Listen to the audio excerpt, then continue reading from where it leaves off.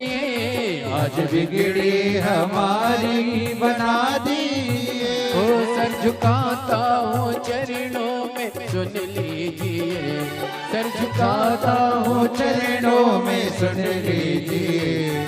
आज बिगड़ी हमारी बना दीजिए, आज बिगड़ी हमारी बना दीजिए। न तमन्ना है धन की न सरताज की, न तमन्ना है धन की न सरताज की। तेरे चरणों की सेवा हमें चाहिए, रिद्धि सिद्धि के दाता सुनो गणपति, रिद्धि सिद्धि के दाता सुनो गणपति।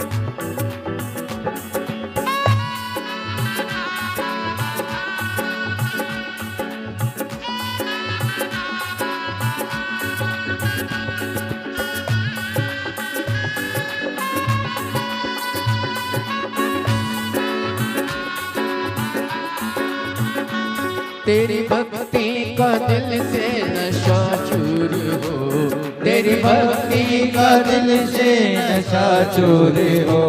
बस आँखों में बाबा तेरा नूर हो, बस आँखों में बाबा तेरा नूर हो। तेरी भक्ति का दिल से नशा चूर हो, तेरी भक्ति का दिल से नशा चूर हो। बस आँखों में बाबा तेरा नूर हो, बस आँखों में बाबा तेरा नूर हो। कंठ पे शारदा हमेशा रहे, कंठ पे शारदा हमेशा रहे। रिद्धि सिद्धि कवर हमें चाहिए, रिद्धि सिद्धि के दाता सुनो गणपति, रिद्धि सिद्धि के दाता सुनो गणपति। आपकी मेहरबानी हमें चाहिए, आपकी मेहरबानी हमें चाहिए, आपकी मेहरबानी हमें चाहिए। बोलिए गणेश भगवान की।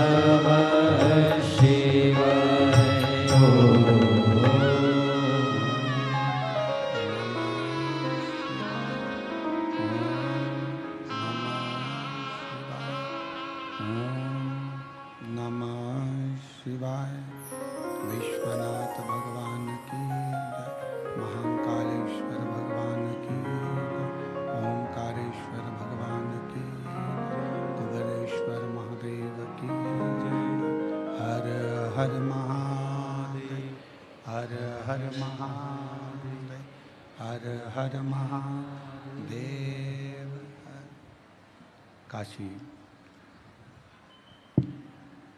विश्वनाथ ओगरदानी त्रिकालदर्शी कैलाशी अविनाशी भगवान शिव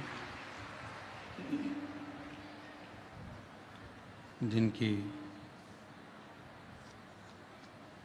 पुनित पावन पवित्र शिव महापुराण की कथा भगवान शिव की कृपा से,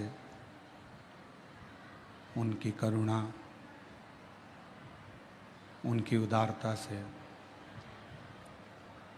आप और हमको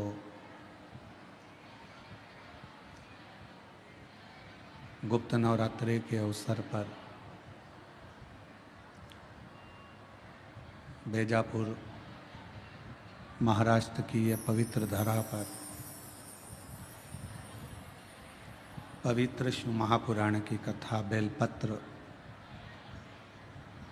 शिव महापुराण की कथा श्रवण करने का सौभाग्य प्राप्त हुआ है।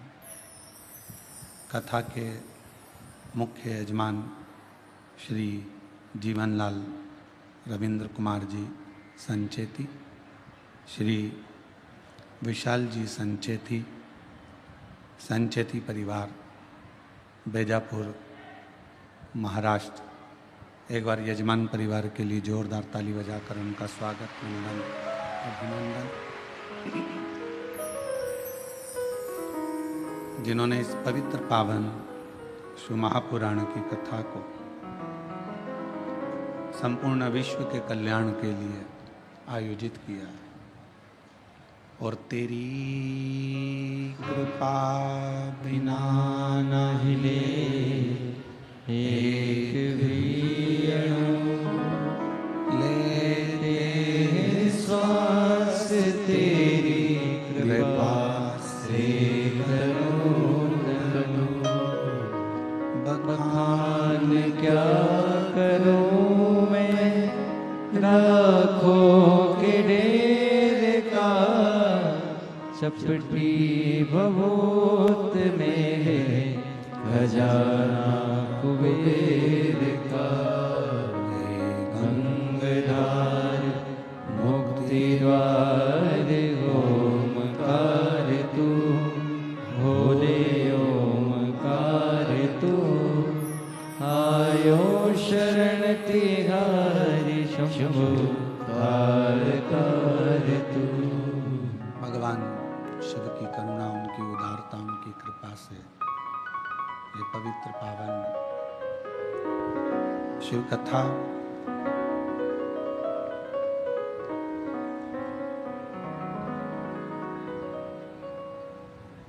शिव हमारे शरीर में, हमारी आत्मा में, हमारे चित्त में और हमारी व्यवहारिकता में ऐसा कोई क्षण, ऐसा कोई पल, ऐसी कोई घड़ी नहीं जाती जिस समय पर शिव हमारे करीब में नहीं रहता।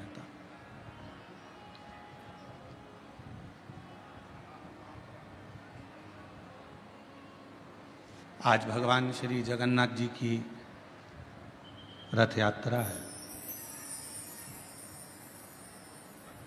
और जगन्नाथ स्वामी की रथ यात्रा ये हमको प्रेरणा देती है कि भगवान अपने भक्तों के लिए अपना मंदिर छोड़कर बाहर निकलकर उनका दुख हरने के लिए आ जाते हैं।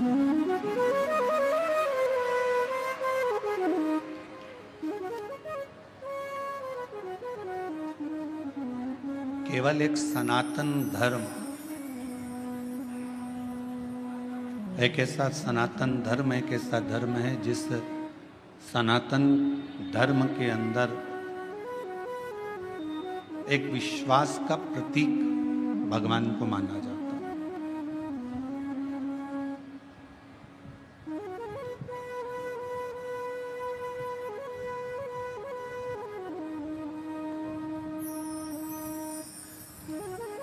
और वो विश्वास, वो भरोसा, वो दृढ़ता हर एक जीव में होना चाहिए।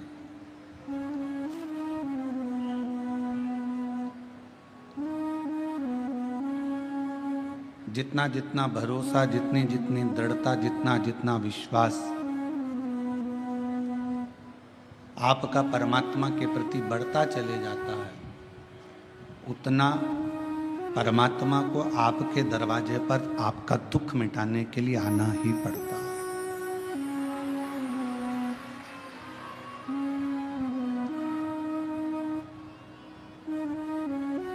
और ये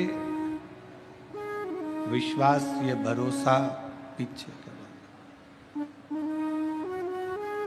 ये विश्वास, ये भरोसा, ये दृढ़ता आपको परमात्मा के करीब में लेकर जाती है, भगवान के पास, उसके करीब तक ले जाने का कार्य आपका विश्वास करता है। पर कई बार देखा जाता है कि वो भरोसा, वो विश्वास कुछ देर तो रहता है पर कुछ देर के बाद डिग जाता है।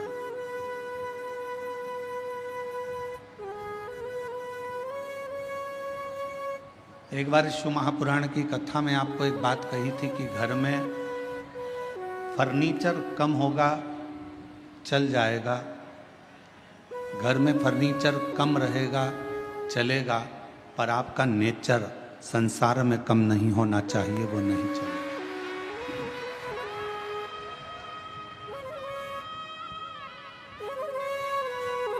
थोड़ा सोफा सेट कम होगा चलेगा, डिनर सेट कम होगा चलेगा, हाफ सेट कम होगा चलेगा, फुल सेट कम होगा चलेगा, पर आदमी अपसेट नहीं होना चाहिए। मालूम पड़े कि उसकी जिंदगी में वो अपने धन है, वैभव है, संपदा है, सत्ता है, सब कुछ है और व्यक्ति अपसेट है, तो क्या?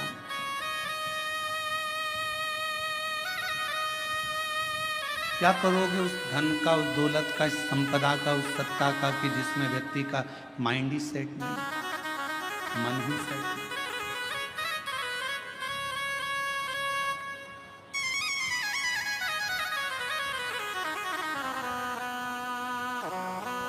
मन को अपसेट मत होने दो।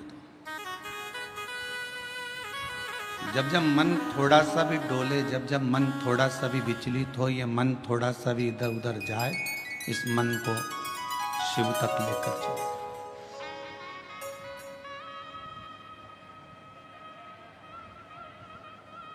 और जब ये मन शंकर तक पहुंच जाएगा कि मैंने तेरे ही भरोसे बाबा, तेरे ही भरोसे हवा उड़ती जावागी बाबा, डोर हटो छड़ी नाम कटी जावागी। भोले मैं तेरी पतन शंभु, मैं तेरी पतन हवा में उड़ती जावागी बाबा, डोर हटो छड़ी नाम कटी जावागी। भोले मैं तेरी पतन शंभु, मैं तेरी पतन। अगर मन स्थिर नहीं है, मन सेट नहीं है, तो फिर परमात्मा भी करीब में नहीं है। 5 कर्मेंद्री, 5 ज्ञानेंद्री, ये 10 जो इंद्रियां हैं, ये कैसे भी संयम में आ सकती है।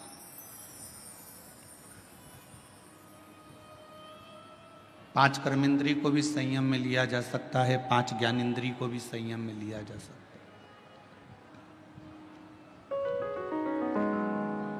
10 इंद्रियों को संयम में लेना सरल है, पर 11वें नंबर की जो इंद्री है मन, इसको संयम में लेना कठिन है।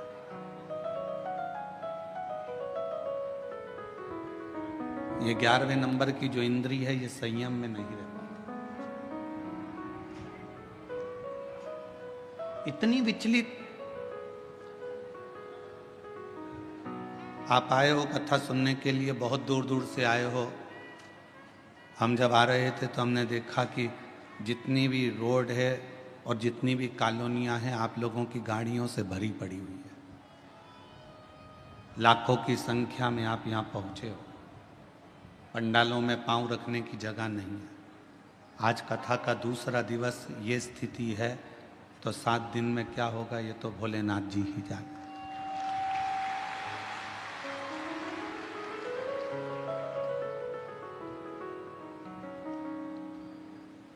अब इतनी दूर दूर से आए हो, मोटरसाइकिल वाला मोटरसाइकिल चला रहा होगा, पति गाड़ी चला रहा होगा, तुम पीछे बैठी होगी। हमारा जीजा गाड़ी चला रहा होगा, जीजी पीछे बैठी होगी, तो कंधे पर हाथ रख कर बोल रही होगी, धीरे चलाओ कीचड़ हो रहा है।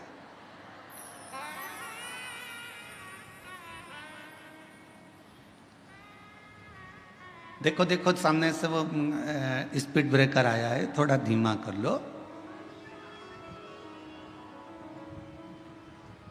पति बोला 15 साल से मैं गाड़ी चला रहा हूं और तुझे गाड़ी पर ले लेकर गया हूं, तू फिर भी मुझ पर शंका करती है। पत्नी बोली, मेरे जब शादी कर कर आई थी 15 साल पहले, तुम मुझे गाड़ी पर लेकर गए थे, 3 जगह गटर में पटका था। एक बार चोट खाई हूं, उस दिन से मुझे भय लगा रहता है कि तुम कहां पटक दो, तुम्हारा भरोसा नहीं।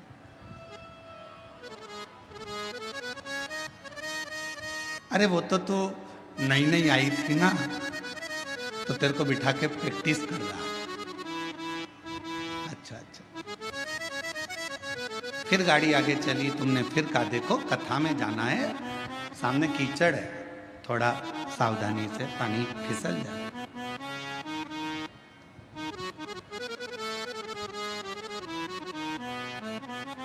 ड्राइवर गाड़ी चला रहा है, तुम बाजू में बैठी हो और फिर कह रही हो, ए भाई थोड़ा होले होले चला।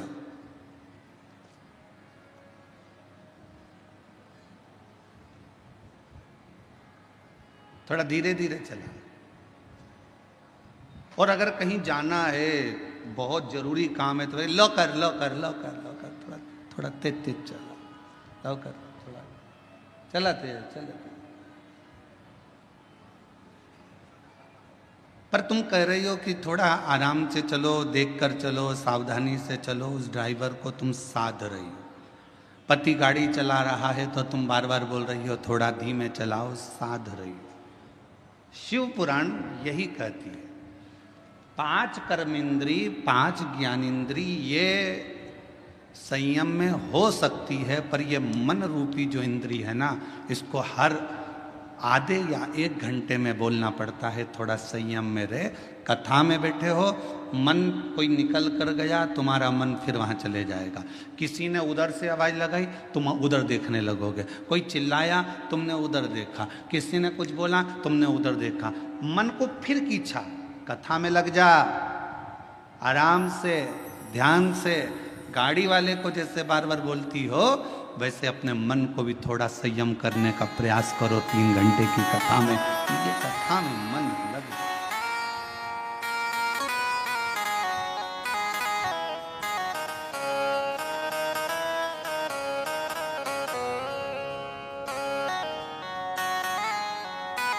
ये चित्त परमात्मा के चरणों में लगा है।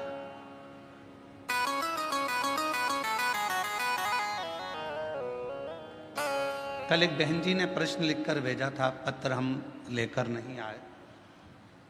उसमें उन्होंने एक पत्र में प्रश्न किया था कि सावन में जो सोमवार होते हैं, सावन में जो शिवरात्रि आती है, आप 12 महीने की शिवरात्रि पर ऑनलाइन पूजन नहीं कराते, केवल श्रावण महीने की शिवरात्रि पर ऑनलाइन पूजन कराते हो। ऐसा सावन की शिवरात्रि में या सावन के सोमवार में ऐसा क्या रहता है?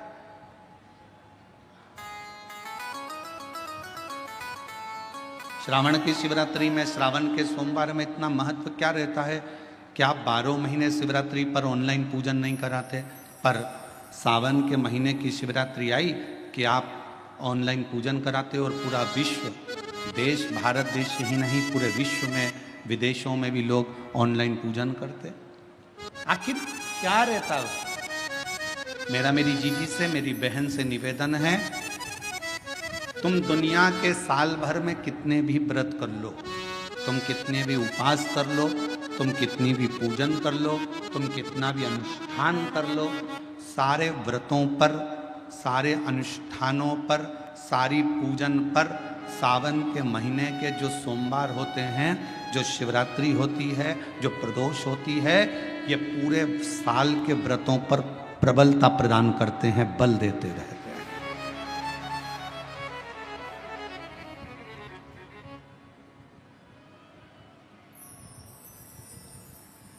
पर निवेदन है, सावन के सोमवार का व्रत करो, पर ऐसा व्रत मत करना कि तुम्हारे व्रत करने से परमात्मा को भी टेंशन हो जाए।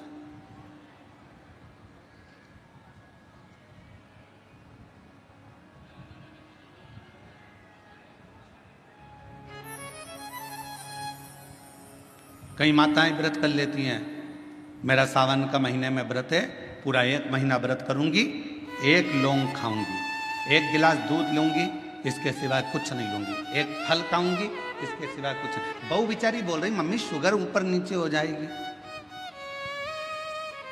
तुम्हारा बीपी ऊंचा नीचा हो जाएगा, तुम तो खाओ पियो। अब आपको पूरे महीने भगवान शंकर की आराधना भी करना है, पूजन भी करना है, अर्चना भी करना है, जाप भी करना है, कथा भी सुनना है, मंदिर भी जाना है, और मालूम पड़ा ऊपर से तुम बीमार पड़ गए। बीमार पड़ गए तो क्या मंदिर जा पाओगे? जम के तो बोलो नहीं। आराधना कर पाओगे? बैठ कर भजन कर पाओगे? कथा सुन पाओगे? नहीं। इसलिए व्रत ऐसा करना जिस व्रत में तुमको भी टेंशन नहीं, तुम्हारे परिवार को भी टेंशन नहीं, और भगवान शंकर को भी टेंशन नहीं, किसी को चिंता नहीं। तुम्हारे व्रत करने से किसी को परेशानी नहीं। मालूम पड़े तुम भोजन का त्याग कर दो, इसका त्याग कर दो, उसका त्याग कर दो, सब चीज़ों का त्याग कर दो और बीमार पड़ जाओ, तो शिव महापुराण की कथा कहती है ऐसा ऐसा तप, ऐसी साधना किसी का नहीं। तुमरुका जी जब कथा कहने के लिए बैठे, चंचुला देवी ने तुमरुका जी से एक प्रश्न किया कि कथा सुनने का नियम क्या है? गीता प्रेस गोरखपुर की शिव महापुराण की कथा लेकर आना, उसमें पढ़ना शिव महापुराण कथा महत्तम।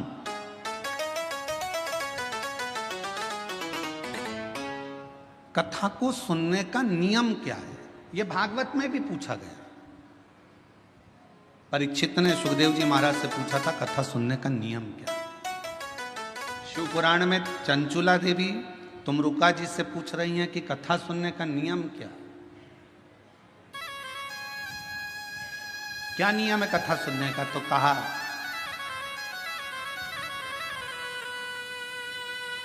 एक समय फलहार करो, शिव महापुराण की कथा को श्रवण करो, भागवत कथा को सुनो।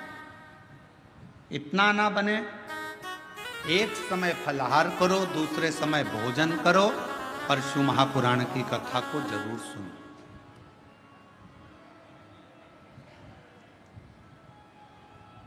और इतने में भी काम ना चले तो शिव महापुराण की कथा में तुमरुका जी ने चंचुला देवी से कहा दोनों समय भोजन करो, पर शिव महापुराण की कथा जम के बोलो, सुनो नहीं, जरूर सुनो। और यहां तक कहा यदि इतने में भी काम ना चले, दोनों समय भोजन में भी काम ना चले, तो टिफिन लेके कथा में चलो, पर शिव महापुराण की कथा जरूर सुनो। जैसे लोगों की आदत रहती है ना, वो जेब में रखा रहता है, और जैसे ही कथा में उसकी तो आदत हर एक घंटे में उसको खाना है मल के, और उसकी तो आदत में रहता है, तो कथा में बैठे बैठे विचार करता रहता है बस जल्दी से महाराज जी भजन गाए। उसको क्या मालूम कि ये शिव पुराण की कथा में इसमें तो एक भजन भी आ जाए तो बड़ा मुश्किल है। फिर वो जेब में से एक भजन आएगा, जब वो निकालेगा मलेगा, जैसे महाराज जी भजन गाएंगे फटकी मारेगा, और जैसे ही महाराज जी कहेंगे हारा हारा, उतनी देर में तो उसने गया।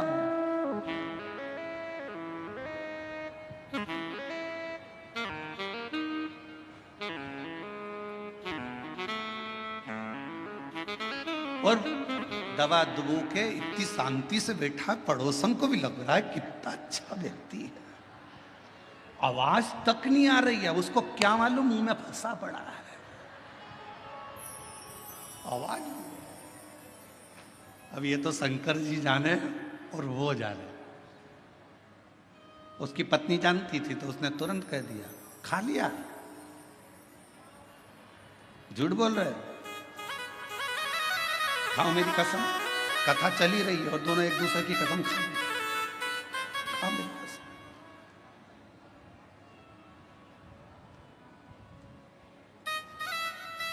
चित्त ना गया, मन को स्थिर रखिए शिव तत्व की ओर, शंकर जी की ओर। और ये 10 इंद्रियां को संयम करना सरल है, पर 11वें नंबर की जो इंद्री है मन, इसको संयम करना है। इसको संयम करना बहुत कठिन। ये मन बड़ा चंचल है, कैसे तेरा भजन करूं, जितना इसे समझाऊं उतना ही।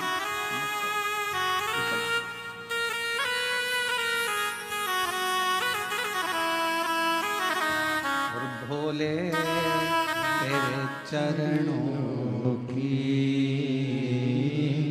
शंभो तेरे चरणों की घर धोने जो मिल जाए, बाबा तेरे चरणों की घर धोने जो मिल जाए, सच कहता हूँ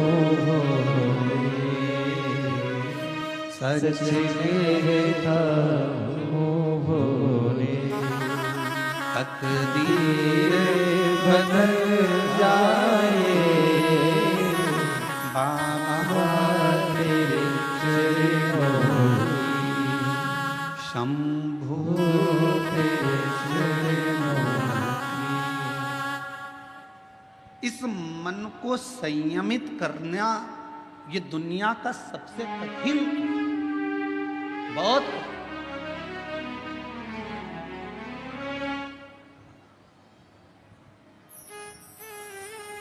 पर तुलसी बाबा ने रामचरितमानस में लिखा कि मन की स्थिरता शिव से मिलाती है। और हम शिव महापुराण की कथा के माध्यम से कहना चाहते हैं, अगर मन को स्थिर करना है तो जिंदगी में एक बार शिव महापुराण की कथा को पंडाल में बैठकर सुनो। मन की स्थिरता कैसी होती है वो समझ में। मन की स्थिरता किसको कहते हैं? अभी 10 तारीख को गुरु पूर्णिमा आएगी। सीहोर में भी 5 तारीख से 9 तारीख तक गुरु पूर्णिमा के अवसर पर 5 दिवसीय गुरु महिमा शिव महापुराण की कथा है। पूरा विश्व, पूरा देश गुरु बनाने की एक होड़ में रहे। गुरु मंत्र लेना है, गुरु मंत्र लेना है। कोई कहीं गुरु को, कोई कहीं गुरु को ढूंढेगा। पर शिव महापुराण की कथा कहती है, अगर जिंदगी में गुरु बनाना तो शिव जैसा कोई गुरु बनाना। शिव जैसा गुरु क्यों? बीमार था चंद्र, ससुर ने श्राप दिया था चंद्रदेव को कि तेरे को काया का रोग हो जाएगा, और चंद्र की काया धीरे धीरे टपकने लगी, काया खराब होने लगी, पूरी काया बेकार होने लगी। और जब काया पूरी बेकार हो गई, एकदम दुर्बल सा चंद्रमा हो गया। तब चंद्रमा आखिरी में पूरा गलने ही वाला था। तब भगवान शंकर की आराधना करी। चंद्र को शिवजी ने अपने मस्तक पर धारण कर लिया, अपने पास में रख लिया। गुरु कैसा बनाना? शंकर जैसा कोई गुरु मिले जो ये ना देखे कि आप धनपति हो, करोड़पति हो कि रोड़पति हो, आप गरीब हो कि अमीर हो, आप ब्राह्मण हो, क्षत्रिय हो, वैश्य हो कि शूद्र हो। गुरु की दृष्टि में यह नहीं होना चाहिए। गुरु की दृष्टि में यह नहीं देखा जाता कि आप ब्राह्मण हो कि क्षत्रिय हो कि वैश्य हो कि शूद्र हो। गुरु तो गुरु होता है। मेरे शंकर भगवान ने चंद्र को भी अपने पास में रखा, मेरे शंकर भगवान ने राहु को भी अपने पास में रखा, मेरे शंकर भगवान ने केतु को भी अपने पास में रखा, मेरे शंकर भगवान ने 9 ग्रह अपने पास में रखे। और मेरे शंकर भगवान ने जब भुजंग सांप, जिसको दुनिया का कोई व्यक्ति अपने पास में नहीं रखता, कौन होगा जो अपने घर में सांप को रखेगा? कोई सांप को अपने पास नहीं रखता। मेरे शंकर भगवान ने उस भुजंग सांप को भी अपने पास रखा। कौन होगा जो भूत प्रेत डाकनी पिशाचनी पिशाचों को अपने पास रखता होगा? जिसकी भाषा तक कोई नहीं जानता, जिसके बोलने का तरीका कोई नहीं जानता। भगवान 33 कोटि देवता में कोई देवता ऐसे नहीं थे जो भूत और प्रेत को अपने पास में रख ले, डाकनी पिशाचनी को अपने पास रख लें और भूत प्रेत को अपने पास रख लें। कौन? उनकी आवाज नहीं पहचानते। कभी वो चिल्ला देते, कभी वो अपशब्द कह देते, कभी ताना दे देते, कभी अड़भंग का काम कर देते। कोई भूतों को, प्रेतों को, पिशाचों को कोई अपने पास नहीं रखता। पर शंकर भगवान ने देखा ये कहाँ जाएंगे, कहाँ जाएंगे? और उन्होंने एक बार दिल से शिव जी को पुकार लिया। शंकर भगवान ने कह दिया तुम्हें कहीं जाने की जरूरत नहीं है, तुम मेरे शिष्य बनकर रहना, मेरे पास में रहना। जिसका कोई नहीं उसका शिव है।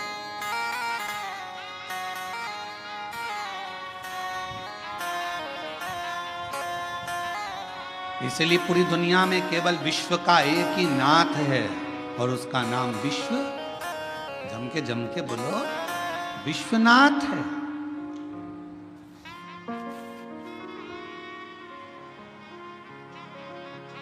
विश्वनाथ,